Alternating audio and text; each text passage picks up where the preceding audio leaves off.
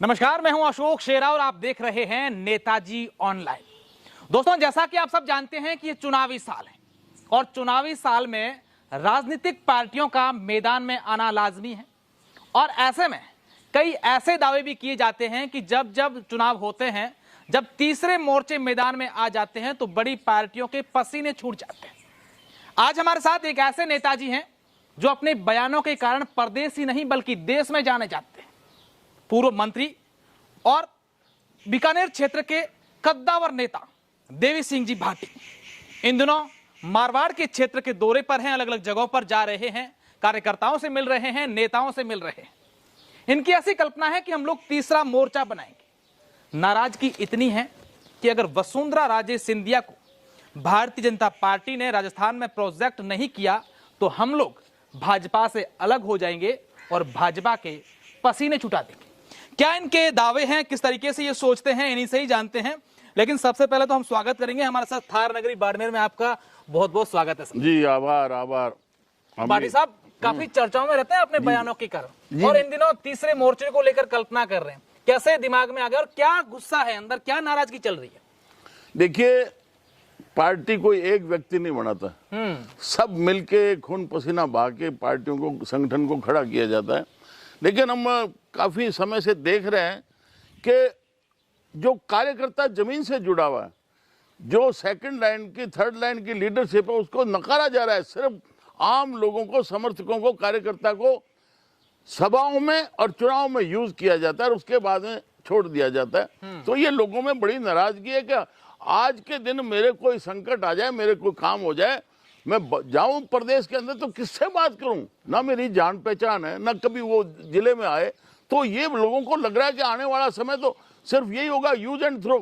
तो इसलिए हम चाहते हैं कि लोग बोलें और जो युवा है वो ही ये आगे लीड ले सकते हैं। तो पुराने साथियों से भी मुलाकात हो रही है, उनसे बराबर चर्चा होती रही है और युवाओं को आगे करने के लिए, खड़ा करने के लिए। चूंकि भाई साहब पूरे प्रदेश में आपके समर्थक हैं, लोग आपको चाहते भी हैं, लोग ये जानना चाहते हैं कि देवी सिंह जो भाटी हैं मारवाड़ के और मेवाड़ के क्षेत्र के दौरे पर निकले हैं, तीसरे मोर्चे की बात कर रहे हैं, क्या वो वाकई में तीसरा मोर्चा बनाना चाहते हैं या फिर उनको ये बात कि भी वसुंधरा राजे को प्रोजेक्ट करो ताकि हम लोग सब लोग एक साथ हो जाए? नहीं, दोनों बात साथ में कि अगर आप वसुंधरा जी को लीडरशिप के लिए प्रोजेक्ट करते हो तो हम साथ में, और वरना हम अलग से मोर्चा बनाएंगे। क्योंकि हमें पता है आने वाले समय में वहां कोई भी हमारे संभाग में, प्रदेश में सुनने वाला नहीं होगा। दिल्ली में तो किसके पास जाएं? तो इसलिए दोनों बात साथ में कि वसुंधरा जी को नेतृत्व नहीं देते हैं तो हम निश्चित तौर पर तीसरा मोर्चा का गठन करेंगे और जो भी परिणाम होगा, क्योंकि आता कौन है जिसके पीड़ा है मन में, जो तकलीफ पा रहा है वही तो आएगा हमारे साथ में।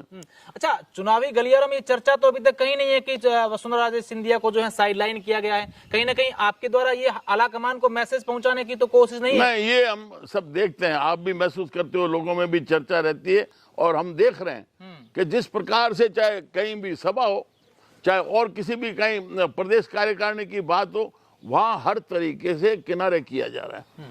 अभी आपके 5 दिन पहले नहीं सहेगा राजस्थान कब सूचित किया, जो राष्ट्रीय उपाध्यक्ष है राजस्थान प्रदेश की रहने वाली, एक दिन पहले शाम को, सुबह तो आपका कार्यक्रम है और उनको कहते हैं कि आपको भी आना है।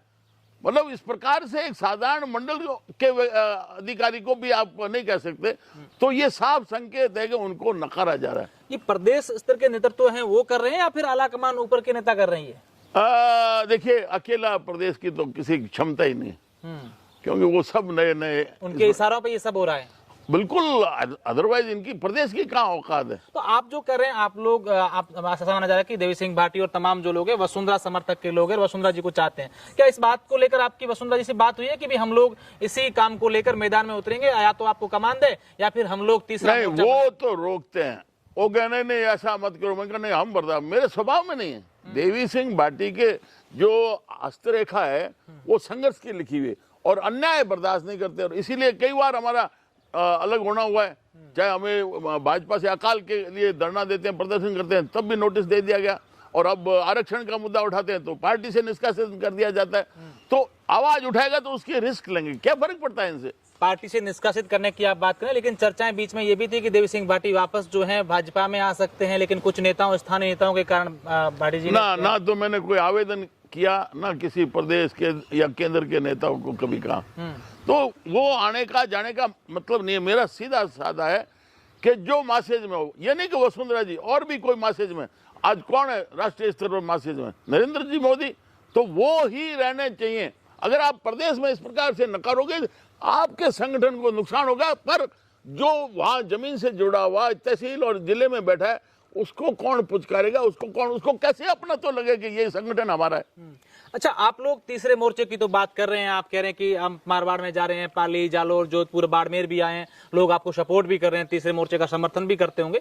क्या वसुंधरा जी इस बात को लेकर राजी है कि भाई हाँ, अगर मुझे भाजपा ने जो चाहिए वो नहीं दिया तो मैं आपके साथ आ जाऊंगा? ना वो उसका वो जाने ना, आप चाहते हैं? मैं ना हम तो चाहते हैं जो इस प्रकार के हमारे पुराने साथी रहे और जो नई युवा पीढ़ी है, उनको हम जोड़ें।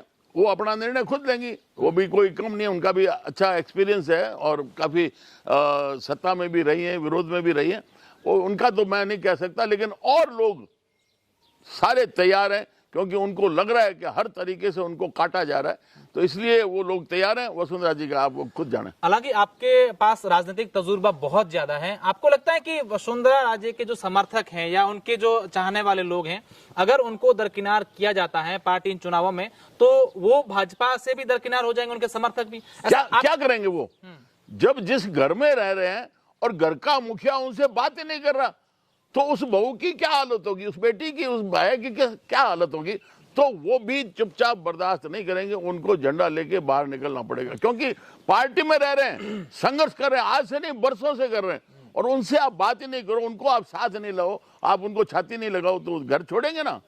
अच्छा, भाजपा के जो प्रदेश स्तरीय नेता हैं वो कई बार बयान देते हैं कि हम सब लोग एकजुट हैं, ऐसा कुछ नहीं है, पार्टी किसी एक व्यक्ति के आधार पर नहीं चलती है, और पार्टी में कई बड़े नेता हैं, पार्टी तो सिर्फ कमल के निशान पर चलती है। क्या राजस्थान में भी ऐसा है, पार्टी कमल के देखिए, ऐसा कहने को तो वो कुछ भी कह दें, अभी राष्ट्रीय स्तर पर हम किसका चेहरा बताते हैं? संगठन की बात करते हैं कि नरेंद्र जी मोदी की? होता है कहीं भी आपकी चाहे बारात है तो उसमें दूल्हे का नाम तो आगे रखना पड़ेगा कि ये दूल्हा है, उसके बगैर कैसे चलेगा? तो ये जरूरी है कि आप संगठन का एक मुखिया आगे होगा। अब उसको आप निजी तौर पर कह सकते हो कि व्यक्तिवाद नहीं चलेगा। व्यक्तिवाद तो जहां आज कोई भी संगठन है उसमें कोई तो अध्यक्ष होगा, कोई तो संयोजक होगा ना। अच्छा, राजेंद्र राठौड़, गजेंद्र सिंह शेखावत, सतीश पूनिया, ओम बिरला, कई सारे नाम आ रहे हैं कि राजस्थान में इनको जो है बीजेपी प्रोजेक्ट कर सकती है। अगर ये करती है तो क्या लगता है कि भारतीय जनता पार्टी की सरकार बन पाएगी राजस्थान? आपने कभी सुना है जो आपने नाम गिना है कि ये आपका जिला छोड़ के अन्य संभागों में गए और हजारों की संख्या में लोग उलट के आ गए? उनको सुना है आपने? भाई, जो जाएगा तभी तो पहचानेगा। इवन आप देखिए कि गांव में, अलग अलग गांव में आती है बस, वो बस के कंडक्टर और ड्राइवर को जानते हैं, क्योंकि उनसे मुलाकातें होती है। अब यहाँ जाओ ही नहीं, आप प्रदेश के नेता यूं हो गए, तो यूं नहीं चला करता उसे। फिर आज कहीं भी अन्य प्रदेशों में भी देख लो, जो इस प्रकार के लोग थोपे गए ना, वो ज्यादा नहीं चलते। अगर देवी सिंह भाटी को जरूरत पड़ी कि भाई हाँ, तीसरे मोर्चे के दौरान हमें विधानसभा क्षेत्रों में हमारे दावेदार उतारने पड़ेंगे, तो क्या लगता है कितने विधानसभा क्षेत्र आपने दिमाग में कल्पना कर रखी कि भाई वहां हम उतारेंगे, और क्या दूसरी पार्टियों से भी आपका अलायंस करेंगे? देखिए, मैं जा रहा हूं, मेरे पहले से संवाद है और उन्हीं से मैं मिलूंगा। उसके बाद जो युवा है उनको भी मैं जोड़ूंगा, और वो सारे तैयार हैं। पर मैं अभी नाम नहीं गिना सकता कि कौन कौन आ रहे हैं, कैसे नहीं है। मैं बराबर अभी जोधपुर संभाग में मिलता हुआ आ रहा हूँ, नागौर से लेके आपके जोधपुर, पाली, सिरोही, जालोर, अब बाड़मेर आए, तो सबसे चर्चा हो रही है।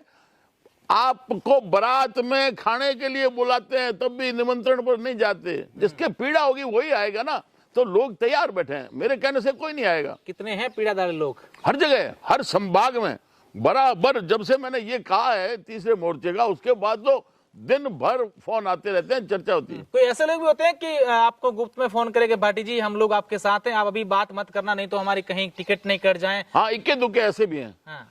वो है कि हम फ्रंट में नहीं आएंगे, पर्दे के पीछे से अलग अलग तरीके से लोग होते हैं। और कई जो है वो कलेजा फाड़ के खुले निकलते हैं, राख लगा के। कई पार्टियों का भी न्योता आया होगा आपके पास कि आप तो हमारे पास आ जाओ, या ऐसे लोगों से मैं, ये जो अचानक आते हैं, अपना कोई निजी कोई स्वार्थ होता है उसके लिए पार्टी खड़े करेंगे, उनसे मैं बात नहीं करता। अच्छा, आपने एक बयान दिया किसी मीडिया संस्थान को कि जो तीसरे मोर्चे बनते हैं वो स्वार्थी मोर्चे हैं, हमारा मोर्चा ऐसा नहीं होगा।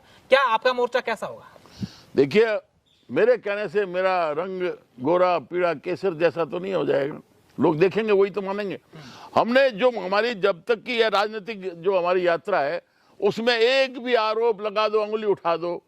हमने सामाजिक न्याय मंच बनाया, सब 36 कौम को एक जाजम पर बैठा के संघर्ष किया और हमने वो एक बड़ी लड़ाई जो आरक्षित को संरक्षण और उपेक्षित को आरक्षण देके सामाजिक न्याय मंच का गठन किया और 50 हमने उम्मीदवार लड़े और 6.5% वोट लिए प्रदेश के अंदर। तो अंगुली उठा दो कोई, हमारी कार्यशैली खुली किताब है, इसलिए वो लोग हम तो जोड़ेंगे।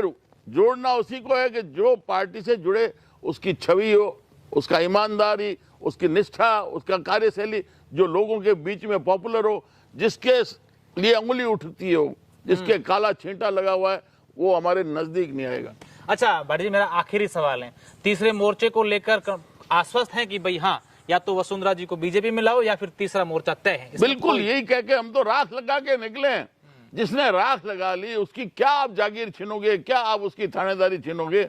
हम तो राख लगा के परिणामों की चिंता नहीं करते। निश्चित रूप से देवी सिंह भाटी ने, जिनका साफ तौर पर कहना है कि हम तो चुनावी मैदान में निकल चुके हैं, या तो भाजपा वसुंधरा जी को प्रोजेक्ट करें तो हम भाजपा के साथ हैं, अन्यथा हमारा तीसरे मोर्चे को लेकर हम लोग अडिग हैं। बहुत बहुत शुक्रिया, धन्यवाद।